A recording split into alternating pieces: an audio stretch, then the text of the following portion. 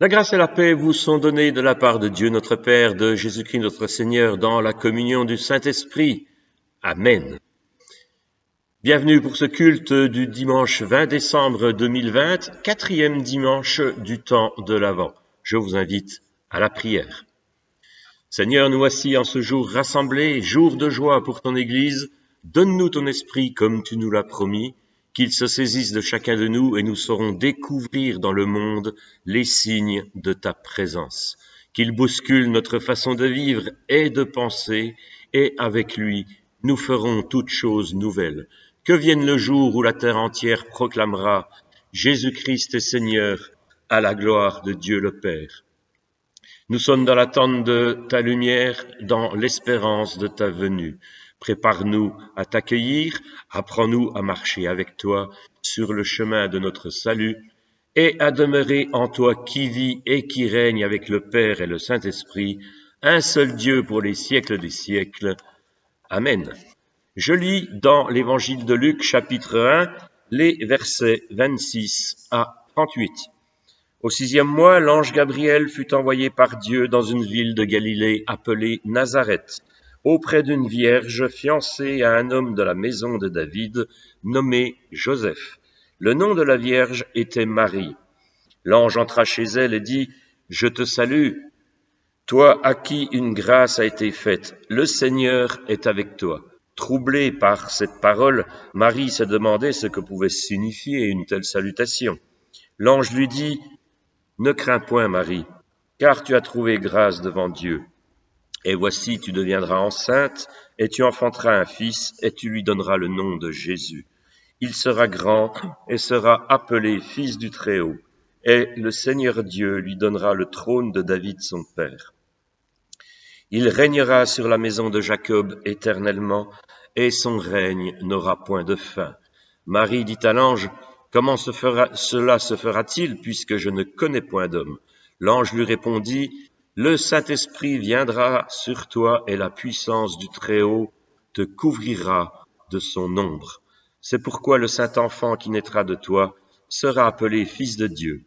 Voici Élisabeth, ta parente, a conçu, elle aussi, un fils en sa vieillesse, et celle qui était appelée stérile est dans son 6e mois, car rien n'est impossible à Dieu. » Marie dit, « Je suis la servante du Seigneur, qu'il me soit fait selon ta parole. » Et l'ange la quitta. Seigneur, ta parole est la vérité, sanctifie-nous par ta vérité. Amen. Prédication de l'Évangile, annonce de la parole de Dieu. Ce matin donc avec l'évangéliste Luc, ce chapitre 1 et les versets 26 à 38. Cela fait longtemps que les églises, en particulier les églises protestantes, n'entrent plus dans les chambres à coucher sans y avoir été invitées. De la même manière, nous avons depuis longtemps déposé un voile pudique sur la question de la virginité de Marie. Ce n'est pas essentiel, disent les spirituels, c'est trop surnaturel, disent les rationalistes et les penseurs libéraux, c'est moraliste, diront les défenseurs de la liberté personnelle. Un voile de pudeur en écho à la pudeur de ce texte de l'annonce à Marie de la naissance de Jésus que nous avons entendu. Mais aussi un voile d'humilité pour ne pas faire dire au texte plus que ce qu'il ne dit. Nous n'entrerons donc pas dans la chambre à coucher de Marie, puisque le texte ne nous y a pas invités. Restons donc devant la porte, écoutons ce que le texte dit. Alors il dit que cette naissance est bénie par la présence de l'Esprit Saint, par la puissance de l'ombre de Dieu. La biologie n'est pas convoquée, alors ne nous en préoccupons pas. L'ombre du Très-Haut est encore une façon de dire la pudeur, en masquant l'événement à notre regard. Celui-ci relève du mystère de l'intervention spirituelle de Dieu dans nos vies. La virginité de Marie, elle dit seulement cela. Il ne dit pas que la virginité soit un bien ou un mal, un modèle pour tous ou non, qu'elle dusse être perpétuelle ou temporaire. Je crois qu'elle ne signifie qu'une chose formulée à la fin du texte, rien n'est impossible à Dieu. La naissance virginale est une affirmation irraisonnable, invraisemblable, irrationnelle de l'intervention de Dieu dans une vie humaine. Elle dit que celui qui accueille Dieu chez lui accueillera l'invraisemblable. N'est-ce pas là même le cœur de toute la trame biblique? Il était impossible que du néant naisse la lumière, il était impossible que par cette lumière naisse la vie, l'humanité consciente d'elle-même est autonome.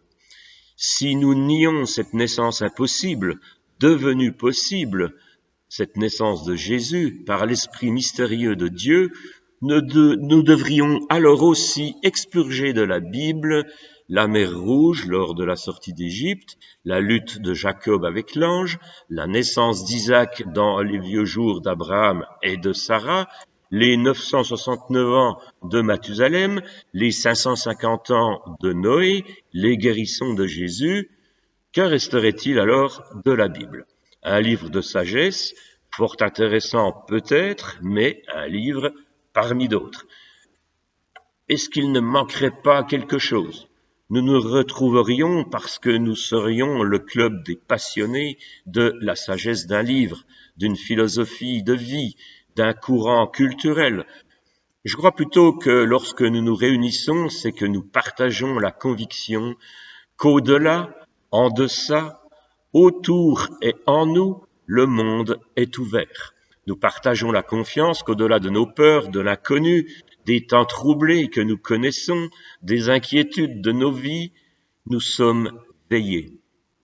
Si nous ne croyons pas en cette naissance impossible, rendue possible par l'Esprit, nous envisagerions la vie comme close, sans ombre, sans mystère. Nous croirions que la vie, comme si nous pouvions tout en savoir, tout en connaître, tout en maîtriser.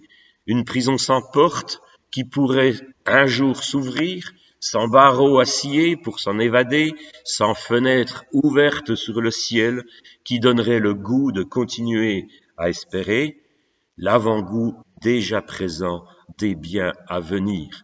Ce serait comme fermer le monde, comme fermer les portes du royaume. C'est ce qui attristera Jésus dans l'un de ses derniers discours dans l'évangile de Matthieu au chapitre 23. Malheureux êtes-vous, scribes et pharisiens, hypocrites, parce que vous fermez aux hommes le royaume des cieux, vous n'y entrez pas vous-même, et vous n'y laissez pas entrer ceux qui veulent entrer. Si la naissance virginale est inconcevable, la venue de l'esprit dans nos existences biologiques est bien la clé de tout. Elle aère les lieux confinés où nous pouvons être amenés à vivre. Si la vie était sans ombre de Dieu au-dessus de nous, sans esprit venu d'au-delà de nous, sans mystère, sans grâce, alors quel manque de saveur! Ainsi, lorsque l'ange Gabriel dit « Rien n'est impossible à Dieu », il prépare Marie et par elle le monde au surgissement dans l'histoire de quelqu'un qui va bousculer l'impuissance des hommes. Avec Paul qui disait « Si Christ n'est pas ressuscité, notre prédication est donc vaine, et votre foi aussi est vaine. » Nous pourrions dire avec lui « Si Christ n'est pas né par l'Esprit et dans l'ombre mystérieuse de Dieu, notre prédication et notre foi est vaine aussi. » Cette naissance incroyable nous est donnée à croire pour donner à tous le courage de continuer à espérer, à ne pas céder aux tentations de l'abandon, de la démission, du fatalisme. Ce courage que beaucoup de commentateurs ont révélé et admiré chez Joseph et chez Marie, qui au risque de l'opprobre social vont accueillir cet enfant dans des circonstances que la morale du temps réprouvait, dans toutes les situations de l'existence qui pourraient nous sembler sans issue, parce que Christ est né de Dieu et a été ressuscité, nous pouvons à notre tour croire qu'aujourd'hui encore, cet esprit continue de planer sur nos vies, croire à l'infini, au-delà de ce que nos imaginations pleines de raison peuvent percevoir. La parole de l'ange est redite aujourd'hui pour nous. Ne crains point, Marie, car tu as trouvé grâce devant Dieu. La promesse de l'ange, le Saint-Esprit viendra sur toi, et la puissance du Très-Haut te couvrira de son ombre, et pour chacun de nous, la promesse que le Christ veut naître en nous maintenant. À toutes celles et à tous ceux qui se tournent et qui laissent Dieu s'épanouir en leur vie, il est promis comme à Marie la survenue d'une grâce impossible, le courage et une joie infinie avec un goût d'éternité. À nous de répondre à notre tour, je suis la servante, je suis le serviteur du Seigneur, qu'il en soit fait selon sa parole. Amen. Vous êtes invités à fêter Noël lors des vigiles qui ont lieu le 24 décembre au soir. Elles ont lieu à Hérimoncourt à 18h30 et à Seloncourt à 20h15. Et vous pouvez également participer au culte du 25 décembre à Valentinier à 10h30. Je vous invite à la prière. Nous te prions, Seigneur, pour ceux qui sont dans la peine, dans la maladie, dans la solitude, ceux qui souffrent trop pour croire encore leur libération possible, ceux qui n'attendent plus rien de la vie. Pour ceux pour qui les fêtes de fin d'année sont une insulte, ceux qui sont sans travail, sans ressources, sans abri, sans amitié, ceux qui sont privés de toute dignité. Pour ceux qui sont étrangers à la foi, à l'espérance, à l'amour, ceux qui sont prisonniers de la haine, de la tristesse, des ténèbres, ceux qui s'endurcissent contre la bonne nouvelle. Pour notre monde et ses responsables, pour toutes celles et tous ceux qui travaillent pour le rendre moins inhospitalier, pour notre Église, ici et partout, pour que tu la fasses grandir dans la foi, l'espérance et l'amour, pour nos familles, nos enfants, pour les personnes seules qui, en ces temps de fête, souffrent particulièrement de leur solitude. Toutes nos prières, nous voulons les réunir dans celles que tu nous as laissées en te disant « Notre Père qui es aux cieux, que ton nom soit sanctifié, que ton règne vienne, que ta volonté soit faite sur la terre comme au ciel. Donne-nous aujourd'hui notre pain de ce jour, pardonne-nous nos offenses comme nous pardonnons aussi à ceux qui nous ont offensés. Ne nous laisse pas entrer en tentation, mais délivre-nous du mal, car c'est à toi qu'appartiennent le règne, la puissance et la gloire pour les siècles des siècles. Amen. Que l'Éternel fasse rayonner l'habit de lumière qu'il a posé sur chacun de nous et qu'il nous garde dans son amour. Le Seigneur est avec nous tous. Que son amour vous conduise, vous soutienne et vous accompagne. Amen.